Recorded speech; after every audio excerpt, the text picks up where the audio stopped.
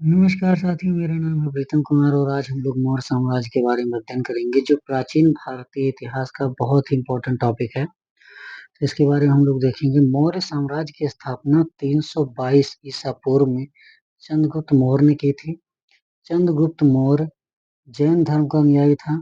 उसने जैन गुरु भद्रबाहु से जैन धर्म की दीक्षा ली थी।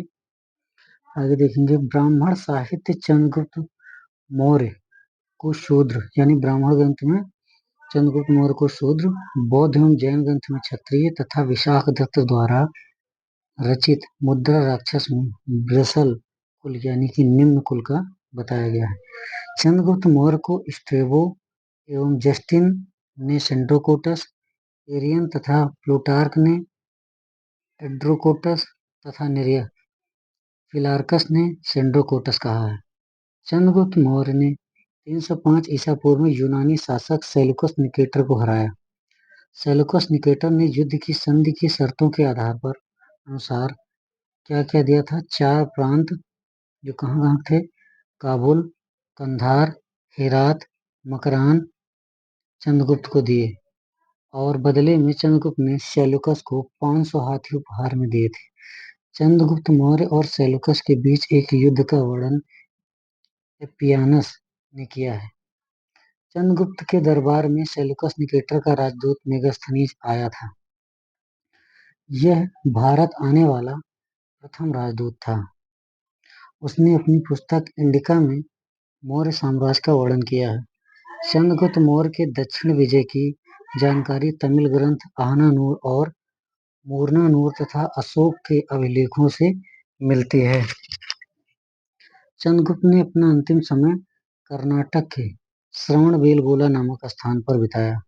चंद्रगुप्त मौर्य की मृत्यु 298 ईसा पूर्व में श्रवणबेलगोला में उपवास के द्वारा हुई थी। आगे चंद्रगुप्त मौर्य का उत्तराधिकारी बिंदुसार था। कौन? बिंदुसार। यूनानी लेखकों ने बिंदुसार को अमित्रघात, वायु पुराण में भद्रसार तथा जैन ग्रंथ में सिंहसेन कहा गया है। बिंदुसार आजीवक संप्रदाय का अनुयायी था।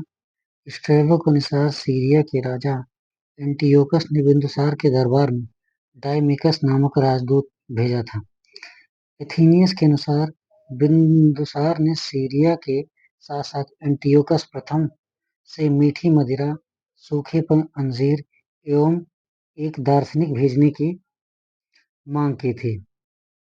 बिंदुसार के दरबार में 510 सदस्य वाली एक मंत्रिपरिषद थी जिसका प्रधान खल्लाटक कहलाता था। बिंदुसार के बाद अशोक मगध का शासक बना। मास्की, निट्टूर, उदगोलम एवं गुर्जरा अभिलेख में अशोक का नाम अशोक मिलता है। शेष अभिलेखों में उसे देवना एवं प्रियदर्शी कहा गया है। पुराणों में अशोक को अशोकवर्धन कहा गया है। अशोक ने अपने अभिषेक के 8वें वर्ष लगभग 261 ईसा पूर्व में कलिंग पर आक्रमण किया था और कलिंग की राजधानी तोसिली पर अपना अधिकार कर लिया था। उपगुप्त नामक बौद्ध भिक्षु ने अशोक को बौद्ध धर्म की दीक्षा दी थी। अशोक ने बौद्ध धर्म प्रचार के लिए अपने पुत्र महेंद्र एवं पुत्री संघमित्रा को कहाँ भेजा था? श्रीलंका। भारत में शिलालेख का प्रचलन सर्वप्रथम अशोक ने किया। अशोक के शिलालेखों में ब्राह्मी, खरोष्ठी, ग्रीक एवं आरामाइक लिपि का प्रयोग हुआ है। 1750 ईस्वी में टिफेंतलर ने सर्वप्रथम अशोक के दिल्ली मेरठ स्तंभ लेख की खोज की। जेम्स प्रिंसेप ने 1837 में सर्वप्रथम अशोक के अभिलेख को पढ़ा। प्रथम अभिलेख अशोक के जो बृहद अभिलेख है उसके बारे में थोड़ा देखेंगे। प्रथम अभिलेख जिसमें पशु बलि की निंदा की गई है। दूसरा शिलालेख मनुष्य एवं पशु की चिकित्सा। तीसरा शिलालेख अधिकारियों का 5 वर्ष का दौरा। पांचवा शिलालेख धम्म महामात्रों की नियुक्ति। 11वां शिलालेख धम्म की व्याख्या। 13वां शिलालेख जिसमें कलिंग युद्ध का वर्णन किया गया और मोस्ट इंपोर्टेंट शिलालेख है। मौर्य काल में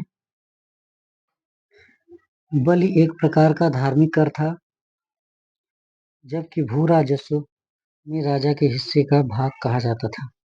उदक भाग सिंचाई कर था। बरहुत एवं सांची स्तूप की स्थापना मौर्य शासक अशोक के शासनकाल में हुई थी। अशोक का कौशाम्बी अभिलेख रानी का अभिलेख कहलाता है। अशोक तथा उसके पौत्र दशरथ के समय बराबर तथा नागार्जुनी पहाड़ियों को काटकर गुफाएं एवं आजीविकों को दान में दी गई थी, जिसमें से बराबर की गुफाओं में सुदामा की गुफा तथा कर्ण चौपड़ नामक गुफा सर्वप्रसिद्ध है। सारनाथ स्तंभ को भारत के राष्ट्रीय प्रतीक के रूप में अपनाया गया है। मोस्ट इम्पोर्टेंट, धमेक स्तूप सारनाथ में है, जहां बुद्ध ने ज्ञान प्राप्ति के बाद अपने पहले 5 ब्राह्मण शिष्यों को पहला उपदेश दिया, जिसका निर्माण अशोक ने करवाया था। मौर्य प्रशासन के विषय में कौटिल्य के अर्थशास्त्र एवं मेगास्थनीज की इंडिका से महत्वपूर्ण जानकारी प्राप्त होती है। न्यायालय में दीवानी मामलों और कंटक शोधन न्यायालय में फौजदारी मामलों को निपटाया जाता है। मौर्य काल में पूर्वी तट पर ताम्रलिप्ति तथा पश्चिमी तट पर भृगुकुच और सोपारा भारत के महत्वपूर्ण पतन थे। कौटिल्य के अर्थशास्त्र में मौर्यकालीन सिक्के इस प्रकार हैं: करसापण, पण या धरण चांदी, सुवर्ण सोने, भासक, तांबा, काकड़ी, छोटे तांबे का सिक्का। धन्यवाद। चैनल को लाइक शेयर सब्सक्राइब करना ना भूलें।